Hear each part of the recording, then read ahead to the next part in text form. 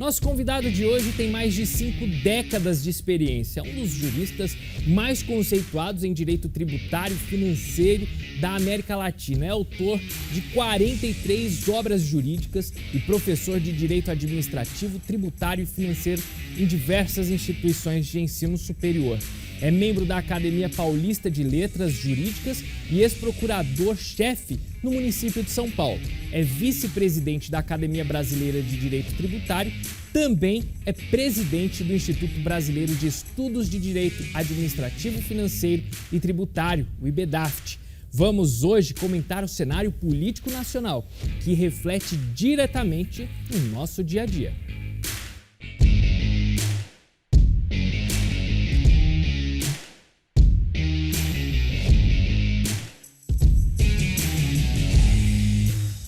Você das regiões de Campinas e Ribeirão Preto, sempre conectado com o mundo e conectado com a gente, seja bem-vindo ao Poder e Negócios de hoje. Jurista Kiyoshi Arada, é um prazer recebê-lo aqui mais uma vez no Poder e Negócios. Prazer é meu, Tiago. Doutor, muita coisa está acontecendo, esse fim de ano está embalado, a política está assim com os nervos à flor da pele, muita coisa acontecendo, não? Bastante. A gente viu recentemente a questão da reforma tributária aprovada pelo Senado, assim, fizeram algumas mudanças e devolveram para a Câmara.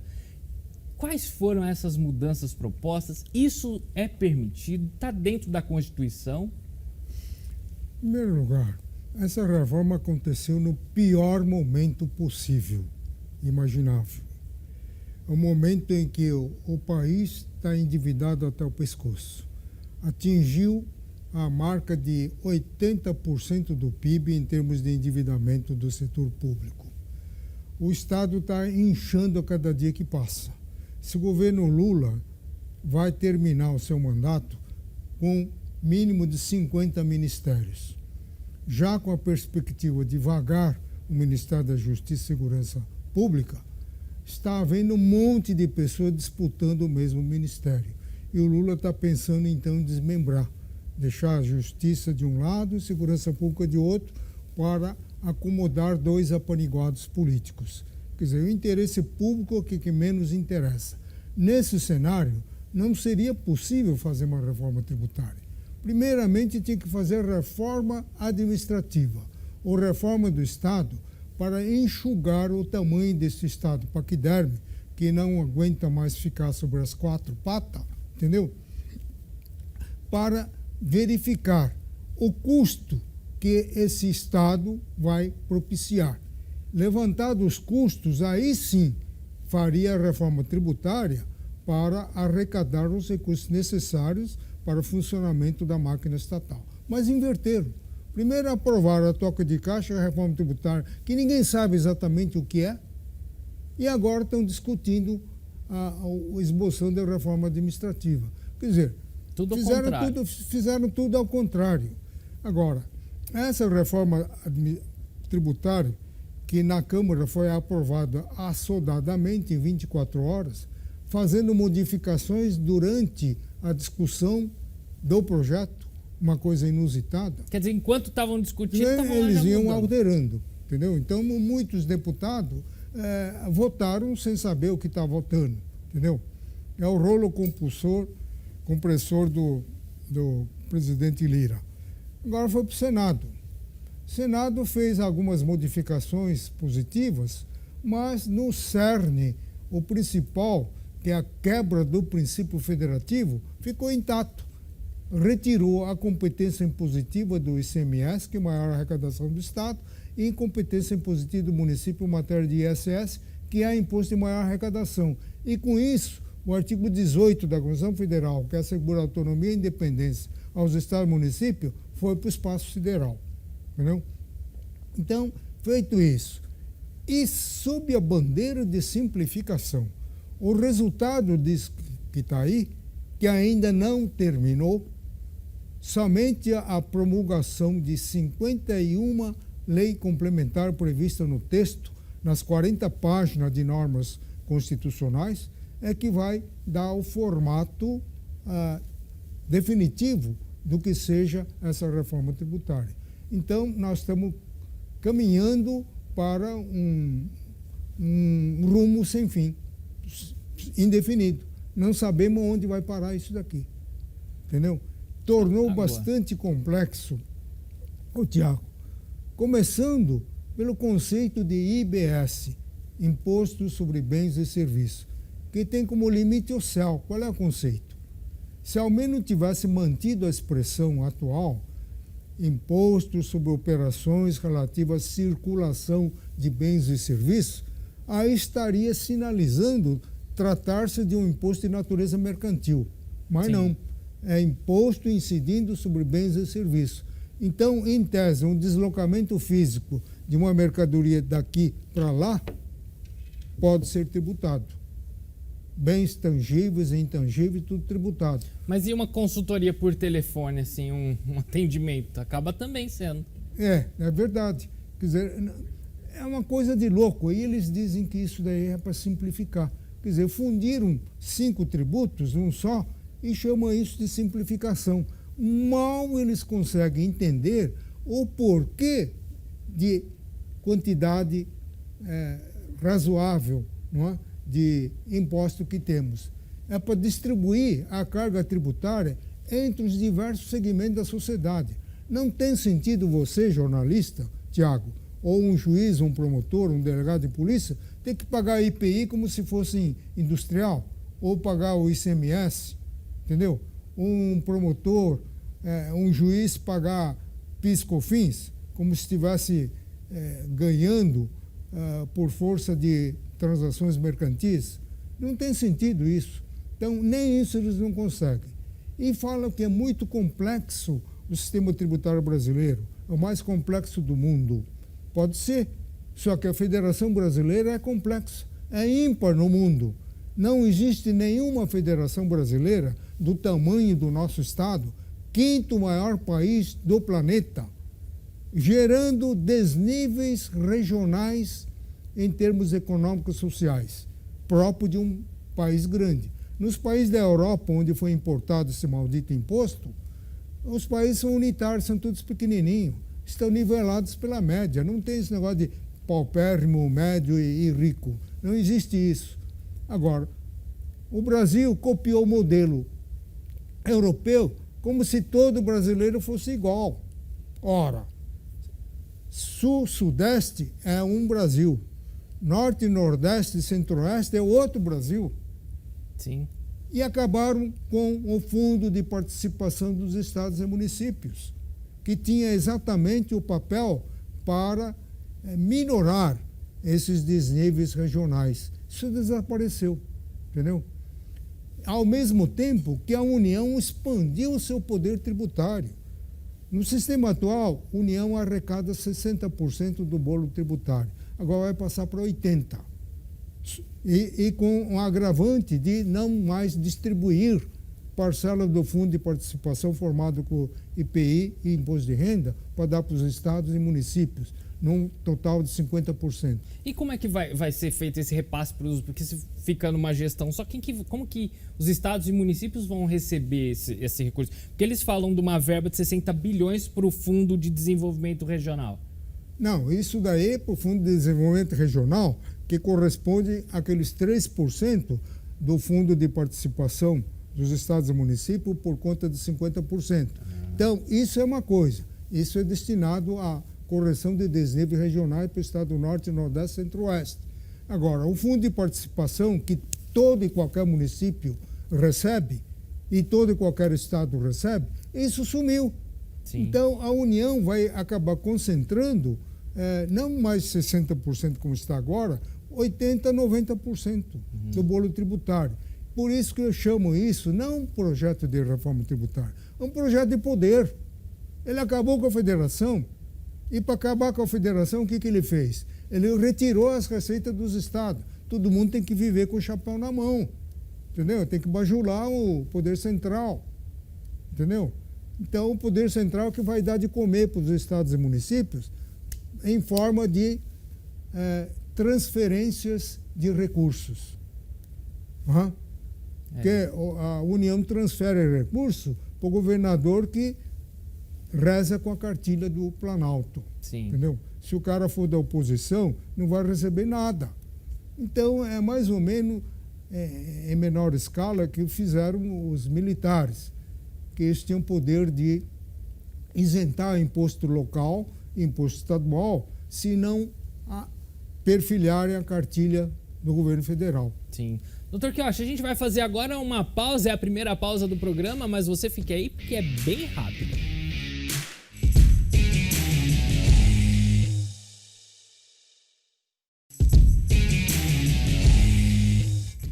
De volta com Poder e Negócios, doutor Quioch. Então, assim, pelo que o senhor está falando, algo extremamente ruim para estados e municípios.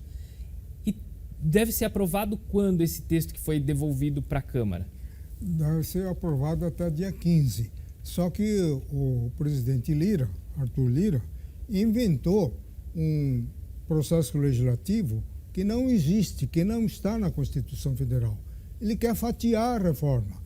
Então, é aprovar aquilo que houve consenso entre a Câmara e Senado e deixar para uma segunda etapa, para o ano que vem, aquela parte que o Senado modificou e não há consenso na Câmara. Mas isso entendeu? não pode. Isso não existe.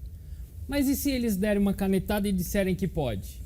Não, isso aí caberia ao Supremo, mas se o Supremo estivesse realmente no exercício da competência constitucional, deveria decretar a inconstitucionalidade por vício de forma e também por vício material da quebra do princípio federativo. Ele está acabando com a federação, ele está tratando isso daqui como se fosse uma monarquia. E o presidente, em vez de ser presidente, seria o rei. No tempo da monarquia, nós tínhamos um único dispositivo voltado para o sistema tributário nacional. Dizia que era competência da Câmara a decretação de impostos. Ponto. Nada mais. Não era preciso escrever mais, porque uma monarquia, o rei arrecada tudo e ele divide tudo. Para que fazer tanta confusão? Entendeu? Sim. Então, quando ele fala que é complexo o sistema tributário brasileiro, porque ele não tem a mínima noção do que seja a Federação Brasileira, que é ímpar no mundo. São 3 entidades políticas juridicamente parificadas, horizontalizadas, não é verticalizada. Quer dizer, município, estado e... Estão no mesmo pé União. de igualdade. O que é do município, a União não pode meter o bedelho, nem o Estado. Então, apenas politicamente, a União é a mais forte. Depois vem o Estado, depois vem o município. Se bem que o município de São Paulo detém o 6º maior orçamento do país. Muito forte. Doutor, mas o senhor falou lá no início da questão da dívida e o nosso presidente falou a respeito disso essa semana, que não tem necessidade de zerar a dívida, o déficit primário. E o que o senhor acha sobre essa declaração do presidente? Eu acho uma declaração desastrosa que desautoriza o pronunciamento do seu ministro de Fazenda. Não tem sentido.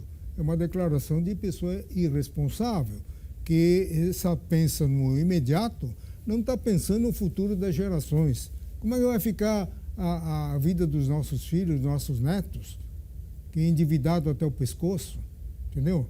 Então, deveria haver uma modificação, não só na lei de responsabilidade, também em nível constitucional, para responsabilizar politicamente o governante que deixa de cumprir as metas. Se metas não é relevante, como ele acabou declarando, por que cargas d'água, toda essa parafernália de lei do plano plurianual, lei de diretriz orçamentária, onde se fixam as metas do superávit nominal e superávit primário? Então, nada disso seria necessário. Então, ele está pregando uma desobediência frontal às normas legais vigentes no país. Bom, e mais uma só da questão do presidente ter indicado para o STF o ministro Flávio Dino. O próprio PT não vai muito com essa opinião? Eu acho que se o Senado for realmente um órgão independente, pela vez primeira na história, ele devia reprovar essa indicação, porque ele agiu na contramão da vontade do Congresso Nacional. Ele sabotou a CPI de 8 de janeiro. De 190 câmaras, vídeos filmados pelos 196 câmaras do Ministério da Justiça, ele forneceu 3, mesmo assim com trechos apagados. O Senado esperneou, reclamou, mas não deu a mínima. Manteve 100 mil soldados da Força Nacional de Segurança no pátio do Ministério, nem deixou agir. Só depois que aconteceu a quebra-quebra, falou, agora você pode ir lá. Parece algo orquestrado. Sim. Entendeu? Como é que uma pessoa que fez isso pode ser ministro do Supremo Tribunal Federal? Como é que o Senado pode aprovar a indicação de uma pessoa que desobedeceu frontalmente a determinação do Congresso? Quando o Congresso requisitou, aquilo lá é uma ordem da autoridade pública competente, porque a Comissão Parlamentar de Inquérito tem o mesmo poder de requisição dos juízes. Sim. Doutor, e também, recentemente, tivemos o vazamento do áudio do André Janones, né, do deputado André Janones, falando sobre cobrança de salários, né, parte dos salários.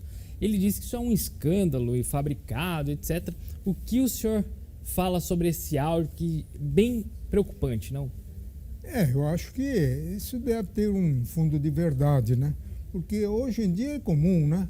Não é só a rachadinha assim que eles dividem entre eles, mas tudo está girando em torno da corrupção.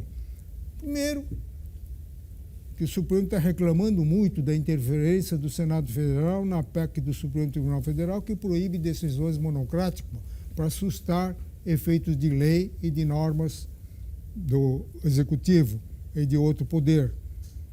Na verdade, o Senado está colocando as coisas nos trilhos, prestigiando a colegialidade. Membro de poder não é poder. Poder judiciário são os 11 ministros que encarnam o poder judiciário, a cúpula do poder judiciário, e não os 11 ministros isoladamente. Mas não.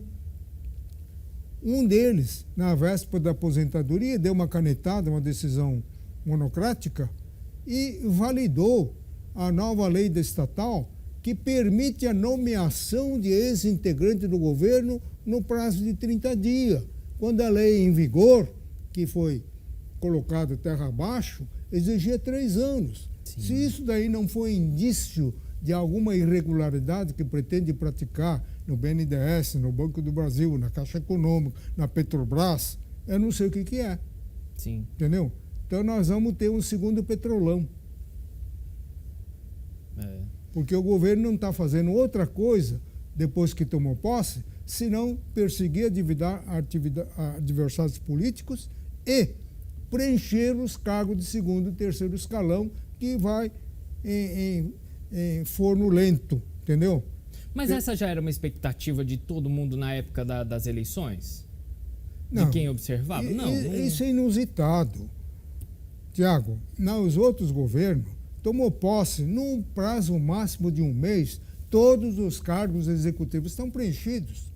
Aqui não, fica na base de dar cá, toma lá, quem dá mais, quem dá... Entendeu? Isso não tem nada a ver com interesse público. São interesses fisiológicos do momento, entendeu? Então, as direções das estatais, em vez de ser ocupado por técnicos formados, experientes, vão ser ocupados por políticos curiosos, aquele que atende melhor a demanda do governo. Entendeu? Bom, e tudo isso preocupa muito, porque a gente fica no meio disso tudo, né? Eu acho que se é para fazer isso, é melhor privatizar a Petrobras. Para que manter estatal para servir de cabine de emprego? Cabine de emprego não para todo mundo, para a pessoa do povo, mas só para integrantes do governo, ex-ministro, ex-secretário, entendeu? Eles vão pulando de galho em galho, parece macaco. Muda o governo, altera o regime, eles estão num galho, pula para o outro, entendeu? Sim. Estão sempre mamando nas tetas do governo. É difícil porque a gente vivendo essa situação toda e vendo que acaba estourando no bolso do trabalhador, do cidadão, né? Mas outra coisa que me deixou abismado é que depois de 6 anos você vai acabar, o IBS vai atingir a alíquota máxima, 28% ou 30%, o mais caro tributo do planeta. E os tributos atuais vão ser zerados. Só que quando isso acontecer, essa alíquota máxima também vai para o espaço sideral, porque aí, terminada a transição, o Estado passa a ter competência para fixar sua alíquota e o município passa a ter competência para fixar sua alíquota. Pensando nisso, eu mandei minha contribuição por escrito ao relator da reforma tributária no Senado Federal, propondo então o restabelecimento do Pacto Federativo, conferindo ao Estado o IBS de forma privativa e conferindo ao município outro IBS de forma privativa. Aí acaba com a história, essa figura emblemática de Conselho Confederativo, que agora evoluiu para Comitê Gestor, e respeita-se o princípio federativo. Mas eles pensaram, mas aí ficou muito lógico, ficou muito racional, não pode, porque nós estamos querendo melar, criar uma confusão, instalar o caos. Agora vem um cara aqui, quer simplificar, como se a bandeira da simplificação era para valer, não pode. Sim. E jogaram o meu projeto fora. Nossa, a gente vai agora para um rápido intervalo, mas fique aí porque é o último intervalo do programa. A gente volta já.